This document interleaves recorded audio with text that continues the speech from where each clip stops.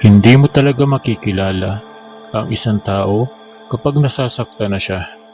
Akala ni Kael Berdan ay masaya na ang buhay nila ng asawa niyang si Lyra Berdan.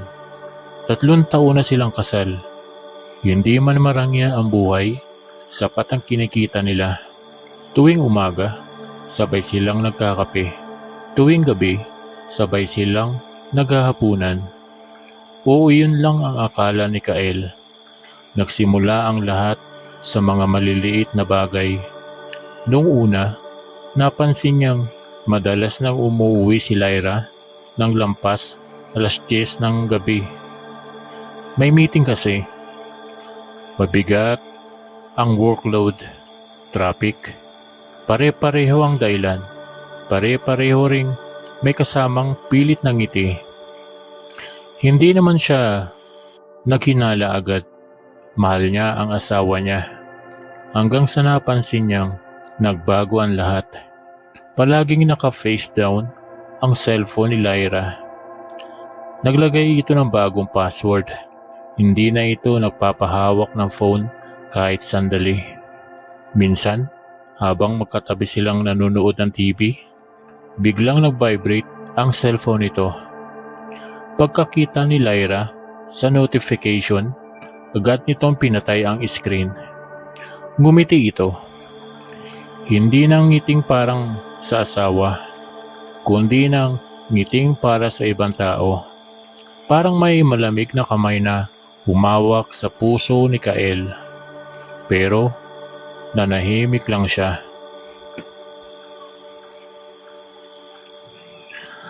Ayaw niyang masira ang pamilya nila dahil sa hinala. Lumipas ang ilang linggo. Isang gabi, habang naliligo si Lyra, naiwan itong nakacharge ang cellphone sa sala. Nag-vibrate ito. Hindi sinasadyang napatingin si Kael. Isang pangalan lang ang lumabas, Raven. Kasunod noon ang mensahe, "Miss na kita. Sana matapos na ang lahat para tayo na lang. Hindi ko na kayang itago." Nanigas si Kael. Parang huminto ang oras. Hindi siya huminga. Hindi siya kumurap. Dahan-dahan niyang binuksan ang chat. Dose-dose ng litrato. Mga yakapan. Mga halikan. Mga hotel. Mga pangakong habang buhay. At ang pinakamasakit, may litrato ni Lyra na suot ang anniversary gift na ibinigay niya habang nakahiga ito sa kama kasama ang ibang lalaki. Parang may kung anong naputol sa isip ni Kael. Hindi siya sumigaw. Hindi siya nagbasag ng gamit. Tahimik niyang ibinalik ang cellphone sa mesa. Paglabas ni Lyra ng banyo, nadatnan niyang naghahain ng hapunan. "Love, okay ka lang ba?" Ngumiti si Kael. "Oo naman." Ngumiti rin si Lyra. Hindi ito alam na iyon na ang huling gabing magiging normal ang buhay nila. Ano kaya ang gagawin ni Kael? At hanggang saan siya dadalhin ng sakit at galit na nararamdaman niya? 3 araw ang lumipas, walang nagbago sa kilos ni Kael. Kung tutusin, mas naging mabait pa siya. Mas maaga siyang umuuwi. Siya na ang nagluluto ng hapunan. Pinaghahandaan pa niya ng almusal si Lyra bago ito pumasok sa trabaho. Dahil doon, unti-unting nawala ang pag-aalala ni Lyra. Siguro napapabayaan ko na lang talaga siya nitong mga nakaraan, naisip niya. Hindi niya alam na bawat ngiti ni Kael ay may tinatagong galit at bawat "mahal kita" na sinasabi nito ay parang isang paalam. Kinagabihan, habang magkasabay silang kumakain, biglang nagsalita si Kael. "Love, malapit na anniversary natin." Napangiti si Lyra.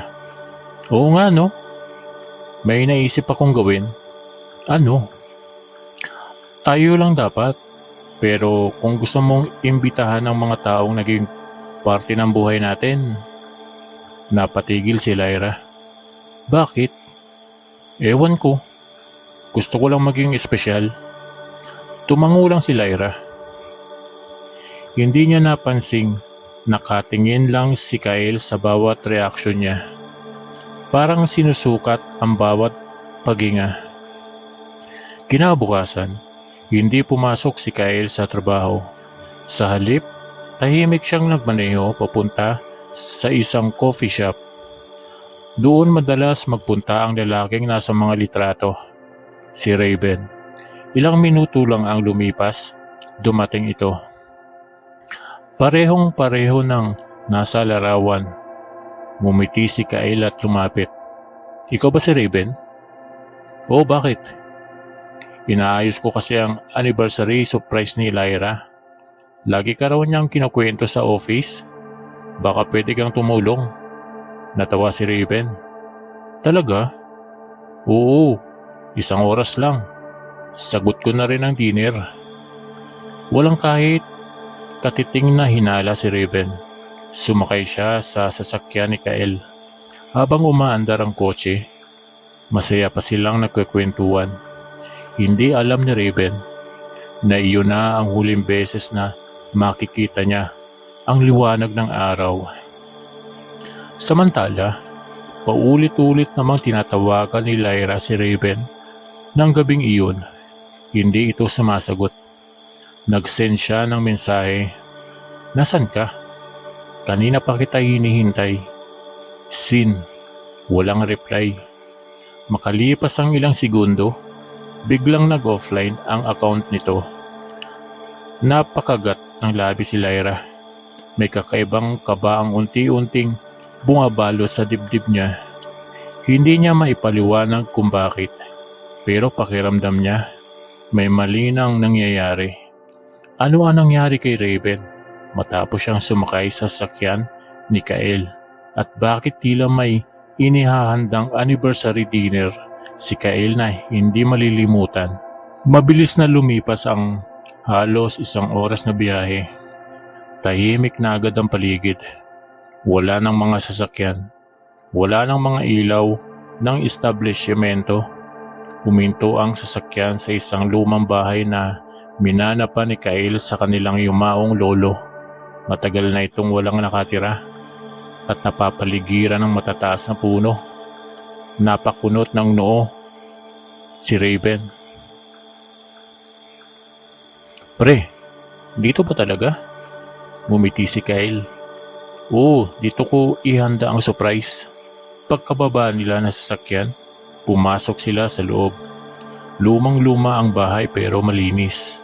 May mesa, may mga kandila, at may nakahandang 2 baso ng alak. Napangiti si Raven. Grabe, ang effort mo. Ayaw kong makalimutan niya ang anniversary namin. Nagtagay sila, nagkwentuhan. Hindi na malaya ni Raven na paulit-ulit siyang pinapainom ni Kyle. Maya-maya, nagsimulang bumigat ang mga mata niya. Pre, parang nahihilo ako. Tahimik lang na nakatingin si Kyle. Hindi ka pagod? Mahina siyang ngumiti. Inaanto ka lang. Unti-unting lumabo ang paningin ni Raven. Sinubukan niyang tumayo, pero bumigay ang mga tuhod niya. Pumaksak siya sa sahig. Habang unti-unti siyang nawawala ng malay. Ang huling nakita niya ay si Kyle. Nakangiti. Hindi nang ngiting masaya, kundi nang ngiting tila may tuluyan ng nasira sa kanilang isip. Kinabukasan, nagising si Raven sa malamig na sahig. Madilim ang paligid, masakit ang ulo niya. Susubukan sana niyang tumayo, pero hindi niya maigalaw ang mga kamay. Nakatali siya sa isang matibay na upuan. Hoy, Kyle, anong kalukuhan to? Walang sumagot. Tanging tunog lamang ng mabagal na pagtulo ng tubig ang naririnig niya. Makalipas ang ilang segundo, may narinig siyang yabag. Dahan-dahang bumukas ang pinto. Pumasok si Kyle na may suot na apron sa kusina. May dala siyang chopping board, kutsilyo at ilang sangkap para sa lulutuin. Tahimik niyang inilapag ang mga ito sa mesa. "Anong ginagawa mo?" sigaw ni Raven. "Bitawan mo ko." Hindi sumagot si Kyle. Patuloy lang siyang naganda ng mga rekado na para bang ordinaryong hapunan lang ang kanyang lulutuin. Pagkatapos ng ilang sandali, tumingin siya kay Raven. Mahinahon ang boses niya. "Alam mo ba kung ano ang pinakamahirap?" Hindi nakasagot si Raven. Hindi ang pagtataksil, kundi ang umiti sa taong araw-araw kang niloloko." Unti-unting namutla si Raven. Doon niya tuluyang naunawaan. Alam na ni Kyle ang lahat at wala na siyang paraan para makatakas. Samantala, hindi pa rin mapakali si Lyra. 2 araw nang nawawala si Raven. Hindi ito sumasagot sa tawag. Hindi rin ito pumapasok sa trabaho. Nag-aalala na maging ang mga katrabaho nito. Ngunit sa tuwing tatanungin si Kyle kung may balita ba siya, iisa lang ang sinasagot nito. Hindi ko rin siya mahanap, kasabay ng isang ngiting hindi maintindihan. Ano ang balak gawin ni Kyle kay Raven at bakit tila may inihahanda siyang espesyal na hapunan para sa kanilang anniversary? Mabagal ang pagtakbo ng oras sa lumang bahay. Nakatali pa rin si Raven sa upuan. Pilit niyang kinakalas ang mga lubid sa kanyang mga kamay. Ngunit bawat galaw ay lalo lamang humihigpit ang pagkakatali. "Kyle, makinig ka sa akin. Wala akong intensyon sirain ang pamilya niyo." Hindi sumagot si Kyle. Tahimik lang siyang nag-aayos ng mesa. Isa-isang nilapag ang mga plato, mga kubyertos, 2 wine glass, at sa gitna ng mesa ay isang malaking kalderong nakatakip. Parang may hinihintay siyang espesyal na bisita. "Alam mo ba," mahinang sabi ni Kyle habang nakatalikod, "ang pinakamahirap sa pagtataksil?" Hindi sumagot si Raven. "Hindi yung kasinungalingan, kundi yung bawat araw na pinagmukha akong tanga." Napayuko si Raven. Ngayon lang niya nakita kung gaano kalalim ang sugat na iniwan nila. "Sorry," mahinang tumawa si Kyle. Huli na ang salitang yan. Kinabukasan, maagang umuwi si Lyra mula sa trabaho. Pagbukas niya ng pinto, bumungad agad ang mabangong amoy ng nilulutong pagkain. "Love?"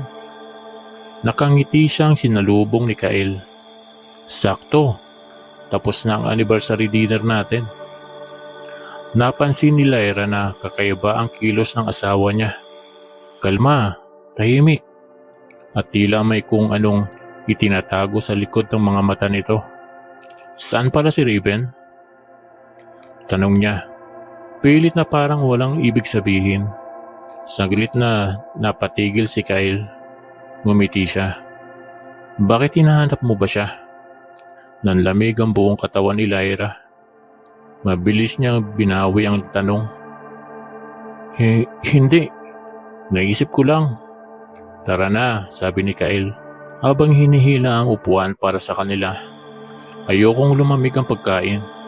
Umupo si Lyra.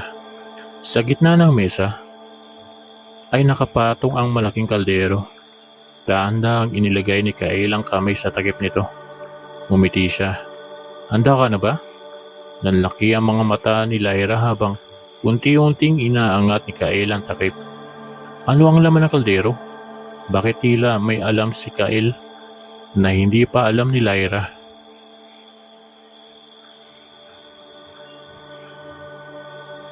Dahan-dahang inangat ni Kyle ang takip ng malaking kaldero.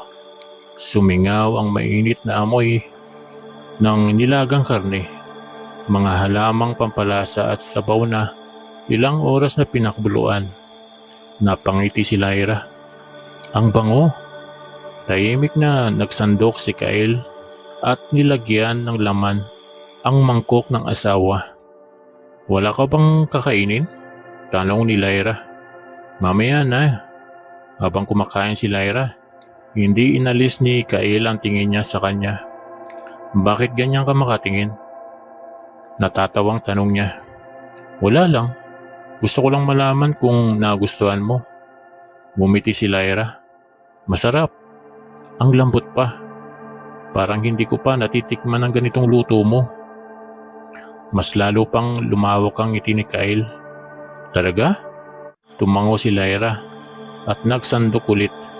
Halos maubos na niya ang laman ng mangkok. Pagkalipas ng ilang sandali, tumayo si Kyle at naglakad papunta sa isang cabinet. May inilabas siyang maliit na kahon. Tahimik niya itong inilapag sa mesa. Ano to? Tanong ni Lyra. Buksan mo. Nanginginig ang mga kamay ni Lyra habang binubuksan ang karton. Pagkakita niya sa laman nito, para siyang nawala ng hangin. Isang relong pamilyar sa kanya. Regalo niya iyon noon kay Raven. Bakit nasa iyo to? Tahimik lang si Kyle. Maya-maya, inilabas niya ang cellphone ni Raven at inilapag din sa mesa. Naroon pa rin ang wallpaper nilang dalawa. Hindi na kailangan magsalita pa. Unti-unting nawala ang kulay sa mukha ni Lyra. Kyle? Anong ginawa mo? Lumapit si Kyle. May nahon ang boses niya, ngunit wala nang emosyon ang mga mata. Dumaan siya rito. Nag-usap kami. Tapos hindi na siya umalis. Napatras si Lyra. Napatingin siya sa mangkok. Pagkatapos ay muling tumingin kay Kyle. Unti-unti siyang kinabahan. Kyle? Anong ibig mong sabihin? Ngumiti si Kyle. Isang malamig na nakakakilabot ng ngiti. Pagkatapos ay bumulong siya. Hindi mo ba nagugustuhan ang lasa? Nanlaki ang mga mata ni Lyra. Unti-unting nanginig ang buong katawan niya. Ano? Mas lalo pang lumapit si Kyle. At sa halos pabulong na tinig, sinabi niya ang mga salitang hindi na kailanman mabubura sa isip ni Lyra. Akala ko ba masarap ang kabit mo? Napabitaw si Lyra sa kutsara. Tumunog iyon ng malakas sa sahig. Hindi na siya makapagsalita. Hindi niya alam kung alin ang mas matindi. Ang takot? Ang pagkabigla o ang bigat ng katotohanan ngayon lang niya naunawaan. Habang si Lyra ay tuluyan ng napaluhod sa sahig, nanginginig ang buong katawan at hindi mapigilan ng pagsusuka. Nanatiling nakatayo si Kyle, tahimik, hindi na galit, hindi na rin umiiyak. Nakangiti lang siya. Yung ngiting tila tuluyan ng nilamon ng kabaliwan. Dahan-dahan siyang yumuko. Pinulot ang kutsarang nahulog sa sahig. Saka muling lumapit sa mesa. At saka dahan-dahang kumuha ng isa pang mangkok. Isinandok niya ang natitirang pagkain sa kaldero. Napangiti siya habang pinagmamasdan ang mainit pa ring usok ng umaakyat mula rito. Mahina siya nagsalita. Sayang, saglit siyang tumingin kay Lyra na hindi pa rin makapaniwala sa nangyari. Pagkatapos ay muli siyang ngumiti. May tira pa.